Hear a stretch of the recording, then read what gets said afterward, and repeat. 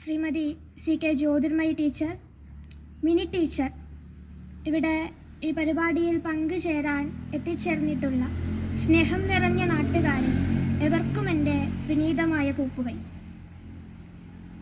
ആണ്ടുതോറും ചില പ്രത്യേക ദിവസങ്ങൾ കുറിച്ചു വച്ച് നാം ഓർമ്മ പുതുക്കലുകൾ ആഘോഷമാക്കാറുണ്ട്.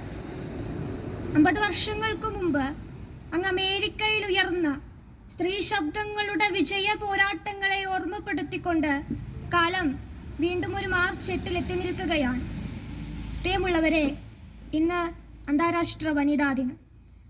സമത്വത്തിൻ്റെയും അനീതിയുടെയും നാളുകളിൽ നിന്ന് സമത്വത്തിൻ്റെയും നീതിയുടെയും ലോകത്തേക്ക് സ്ത്രീജനങ്ങൾക്ക് ഉയർത്തെഴുന്നേൽക്കാൻ പ്രചോദനമേകുന്നതിന് ഇന്നത്തെ കാലത്ത് നിന്നുകൊണ്ട് ചിന്തിക്കുമ്പോൾ നാം ഏറെ ചർച്ച ചെയ്യപ്പെടുന്ന വിഷയങ്ങളിൽ ഒന്നായി സ്ത്രീ മാറിയിരിക്കുന്നു. അത്തരമൊരു സാഹചര്യത്തിൽ വനിതാ ദിനത്തിന്റെ പ്രാധാന്യത്തിന് മൂർച്ച കൂടുകയാണ്.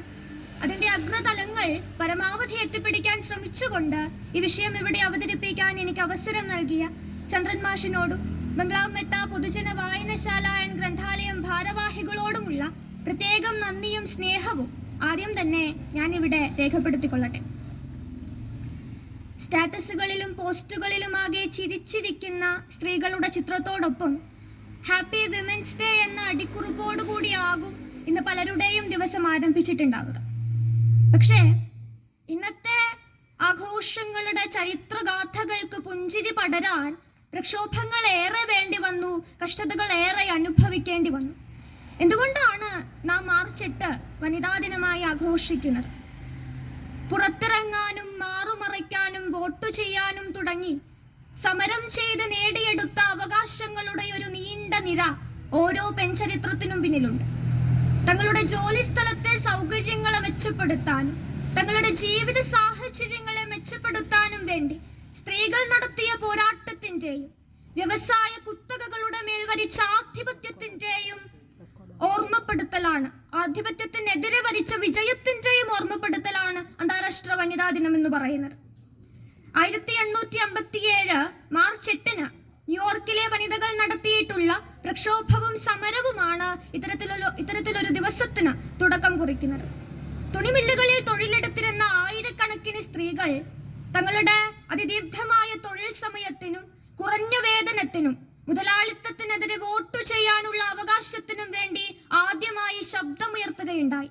അതിന്റെ പ്രതിധ്വനികൾ പിന്നീട് കാലാകാലങ്ങളോളം മുഴങ്ങി കേൾക്കുകയുണ്ടായി. പല ഭാഗങ്ങളിലും, ലോകത്തിന്റെ പല ഭാഗങ്ങളിലും ന്യൂയോർക്കിൽ ഉയർന്ന ഈ സമരാഗ്നി പടർന്നു പിടിക്കുകയാണ്. പല ഭാഗങ്ങളിലായിട്ട് സ്ത്രീകൾ ഇത്തരത്തിൽ സംഘടിക്കാനും അവരുടെ അവകാശങ്ങൾക്ക് വേണ്ടി ശബ്ദമുയർത്താനും തുടങ്ങി. അങ്ങനെ US-ൽ 1909 ഫെബ്രുവരി 28 ആദ്യമായി വനിതാ ദിനം ആചരിക്കുകയാണ്. പിന്നീട് 1910 കോപ്പൻഹേഗനിൽ നടന്നിട്ടുള്ള സമ്മേളനത്തിൽ ലോക വനിതാ ദിനം ആചരിക്കണമെന്ന ആവശ്യം ഉയർന്നു വരികയാണ്. 1917 റഷ്യയിൽ നടന്നിട്ടുള്ള വനിതാ ദിന പ്രകടനമൊക്കെ റഷ്യൻ വിപ്ലവത്തിന്റെ തന്നെ ആദ്യഘട്ടമായിട്ടാണ് സൂചിപ്പിക്കുന്നത്. ഏറ്റവും ഒടുവിൽ 1975 മാർച്ച് 8 ഐക്യരാഷ്ട്രസഭ അന്താരാഷ്ട്ര വനിതാ ദിനമായി പ്രഖ്യാപിക്കുകയാണ്. പ്രിയമുള്ളവരെ, ഞാൻ നേരത്തെ സൂചിപ്പിച്ചതുപോലെ ആ പ്രഖ്യാപനത്തിന്റെ 50ാം പിറന്നാൾ ആഘോഷിക്കുന്ന അവസരമാണല്ലോ ഇന്ന്. ഒരു നൂറ്റാണ്ടിന്റെ പാതി പിന്നിട്ട് കഴിയുമ്പോഴേക്ക് ചരിത്രത്തിൽ നിന്നധികമായി ഇത്രയും വർഷങ്ങൾ കൊണ്ട് നാം എന്തൊക്കെ നേടിയെടുത്തു എന്ന് ചിന്തിച്ചു നോക്കിയിട്ടുണ്ടോ? തീർച്ചയായും പറയാൻ ഏറെയുണ്ട്. നമുക്കറിയാം, ഇന്ന് ഈ വേദിയിൽ സംസാരിക്കാനിരിക്കുന്നവരൊക്കെ സ്ത്രീകളാണ് എന്ന് പറയുമ്പോൾ അത് കേവലം ഒരു ദിനത്തിന്റെ പ്രാധാന്യത്തിൽ ചുരുങ്ങിപ്പോകുന്ന, ഒതുങ്ങിപ്പോകുന്ന, വിരളമായി ലഭിക്കുന്ന അവസരമല്ല എന്നത് വ്യക്തമാണ്. തീർച്ചയായും സ്ത്രീ ശബ്ദങ്ങൾ സമൂഹത്തിൽ ഉയർന്നു കേൾക്കാൻ വേണ്ടി തുടങ്ങിയിരിക്കുന്നു. സ്ത്രീ ശബ്ദങ്ങൾ സമൂഹത്തെ സ്വാധീനിക്കുന്ന വലിയൊരു ഘടകമായി മാറിയിരിക്കുന്നു. മുമ്പ് പുരുഷാധിപത്യത്തിന്റെ മൂടുപടലങ്ങളിൽ അടിച്ചമർത്തപ്പെട്ട് കിടന്ന അവളുടെ സ്വാതന്ത്ര്യം, സ്ത്രീയുടെ അവകാശം ഇന്ന് വിശാലമാകാൻ വേണ്ടി തുടങ്ങിയിരിക്കുന്നു. ഭൂമി മുതൽ ബഹിരാകാശം വരെ അവൾ തന്റെ കൈമുദ്ര പതിപ്പിച്ചുകൊണ്ട് ഉയരാൻ വേണ്ടി തുടങ്ങിയിരിക്കുന്നു. ഇന്ന് നമ്മുടെ രാജ്യത്തിന്റെ തലപ്പത്തിരിക്കുന്നത് ഒരു സ്ത്രീയല്ലേ? ആദിവാസി സമുദായത്തിൽ നിന്ന് ഉയർന്നു വന്ന് ഒരു രാജ്യത്തെ തന്നെ പ്രതിനിധീകരിച്ചു കൊണ്ടിരിക്കുന്ന നമ്മുടെ രാഷ്ട്രപതി ദ്രൗപദി മുർമു മുന്നേറുന്ന സ്ത്രീ പ്രതീകങ്ങളുടെ, ഉജ്ജ്വലമായ സ്ത്രീ ശക്തികളുടെ ഒരു ഉദാഹരണമായി നമുക്ക് ചൂണ്ടിക്കാട്ടാൻ സാധിക്കും. ഇന്ത്യൻ നാവികസേനയുടെ അഭിമാന ദൗത്യമായ നാവികസാഗർ പരിക്രമയുടെ 2ാം ദൗത്യത്തിൽ ഒരു സാഹസിക യാത്ര തിരിക്കുന്നത് lieutenant commander K Dilna, lieutenant commander A Roopa എന്ന് പറയുന്ന 2 വനിതകളാണ്. 21,600 നോട്ടിക്കൽ മൈൽ ദൂരമാണ് ഇരുവരും സഞ്ചരിക്കാനിരിക്കുന്നത്.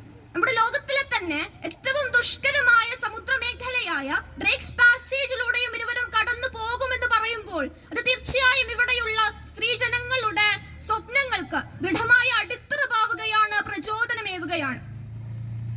യൂറോപ്യൻ ചരിത്രത്തിൽ നേതാവില്ലാതെ വലഞ്ഞ തങ്ങളുടെ സൈനികർക്ക് സധൈര്യം മുന്നോട്ട് പോകാൻ, അവർക്ക് പ്രചോദനമേകാൻ ആണിന്റെ വേഷത്തിലെത്തി ഒടുവിൽ തന്റെ 19ാം വയസ്സിൽ ദുർമന്ത്രവാദി എന്ന് മുദ്ര കുത്തപ്പെട്ട ശത്രുക്കൾ ചുട്ടുകൊന്ന ജോൺ ഓഫ് ആർക്ക് എന്ന പോരാളി ഒരു വനിതയായിരുന്നു. ധൈര്യമുണ്ടെങ്കിൽ എന്റെ നെഞ്ചിൽ വെടിവെക്കൂ എന്ന് സധൈര്യം വിളിച്ചു പറഞ്ഞ അക്കാമ ചെറിയാനും വനിത തന്നെ. ഇന്നത്തെ ശാസ്ത്രലോകത്തിന്റെ വികസന മുറകളുടെ കണ്ണിയായി സൂചിപ്പിക്കാവുന്ന വൈഫൈ മുതൽ GPS വരെയുള്ള കണ്ടുപിടുത്തത്തിന്റെ പിന്നിൽ ഹേഡി ലാമർ എന്ന ഒരു വനിതയുടെ ബുദ്ധിയായിരുന്നു. ആദ്യ ഇലക്ട്രിക് ഫ്രിഡ്ജ് കണ്ടുപിടിക്കുന്ന ഫ്ലോറൻസ് പാർപ്പട്ട് ഒരു വനിതയാണ്. CCTV, പേപ്പർ ബാഗ് തുടങ്ങി ഒരു സ്ത്രീയിൽ നിന്നും പിറവിയെടുത്ത എത്രയെത്ര കണ്ടുപിടുത്തങ്ങൾ, എത്രയെത്ര മുന്നേറ്റങ്ങൾ. പുരുഷന്റെ ലോകമെന്ന യാഥാസ്ഥിതിക മനോഭാവങ്ങൾക്ക്, യാഥാസ്ഥിതിക കാഴ്ചപ്പാടുകൾക്ക് അതീതമായി അവരോടൊപ്പം എല്ലാ തലത്തിലും അവകാശബോധത്തോടെ, അടിച്ചമർത്തലുകളില്ലാതെ, അനീതികളില്ലാതെ, പരിധികളില്ലാതെ, ഭയപ്പാടില്ലാതെ തങ്ങളുടെ സ്വപ്നങ്ങൾക്ക് ചിറകുകൾ വരച്ചുകൊണ്ട്, ചിറകുകൾ വിരിച്ചുകൊണ്ട് അവൾ ഇത് മനുഷ്യന്റെ കൂടെ ലോകമാക്കി മാറ്റുകയാണ്. എന്നിരുന്നാൽ കൂടെ ഇന്നത്തെ കാലത്ത് ഈ 21ാം നൂറ്റാണ്ടിൽ ഈ യന്ത്രവൽകൃത ലോകത്തിൽ, ഈ ആധുനിക യുഗത്തിൽ നേരത്തെ സൂചിപ്പിച്ചതുപോലെ ഏറെ ചർച്ച ചെയ്യപ്പെടേണ്ടി വരുന്ന വിഷയങ്ങളിൽ ഒന്നായി സ്ത്രീ മാറിയത് എന്തുകൊണ്ടായിരിക്കാം? ഓരോ വനിതാ ദിനത്തിലും വേദികളിൽ മുഴങ്ങിക്കേൾക്കുന്ന വാക്കുകളിൽ ഒതുങ്ങുന്നത് കേവലം ചരിത്രം മാത്രമല്ല, മറിച്ച് ഇന്നത്തെ സ്ത്രീകൾ അനുഭവിക്കുന്ന യാതനകൾ കൂടെയാണ്. 50 വർഷങ്ങൾക്കിപ്പുറം ഈ സുദിനത്തിൽ നിന്നുകൊണ്ട് സ്ത്രീകൾ അന്ന് നേടിയെടുത്ത അവകാശങ്ങളെ കുറിച്ച് സംസാരിക്കേണ്ടി വരുമ്പോൾ അതിനോടൊപ്പം സ്ത്രീകൾ നേടിയെടുത്ത അവകാശങ്ങൾക്ക് വേണ്ടി കൂടെ ശബ്ദം ഉയർത്തേണ്ടി വരുന്നതിന്റെ പ്രധാന കാരണം തൊഴിലിടങ്ങളിൽ അവർ സുരക്ഷിതരല്ലാത്ത, സ്വന്തം വീടുകളിൽ പോലും അവർ അരക്ഷിതരാകുന്ന, സന്ധ്യ കഴിഞ്ഞാൽ വീടിന് വെളിയിലിറങ്ങാൻ ഭയപ്പെടുന്ന, ആഗ്രഹിച്ചത് പഠിക്കാനും ഇഷ്ടമുള്ള ജോലി ചെയ്യാനും പോലും ഇന്നും മറ്റുള്ളവരുടെ സമ്മതത്തിനായി കാത്തു നിൽക്കപ്പെടേണ്ടി വരുന്ന, ആഭ്യന്തരമായ ഒരു കലാപം ഉണ്ടായപ്പോൾ തങ്ങളുടെ പൗരുഷം കാണിക്കാൻ 2 സ്ത്രീകളെ ക്രൂരമായ ബലാത്കാരത്തിനിരയാക്കി അവരെ തെരുവിലൂടെ നഗ്നരായി നടത്തിച്ച, വെറും 5 വയസ്സ് മാത്രം പ്രായമുള്ള ഒരു പിഞ്ചു ബാലികയെ 6 വയസ്സുകാരനടങ്ങുന്ന 3 കുട്ടികൾ ബലാത്സംഗം ചെയ്ത, മറ്റുള്ളവരുടെ ജീവൻ രക്ഷിക്കാൻ ഉറക്കമൊഴിഞ്ഞിരിക്കുന്ന ഡോക്ടർമാരെ പോലും പീഡിപ്പിച്ചു കൊലപ്പെടുത്തുന്ന, ഏറ്റവും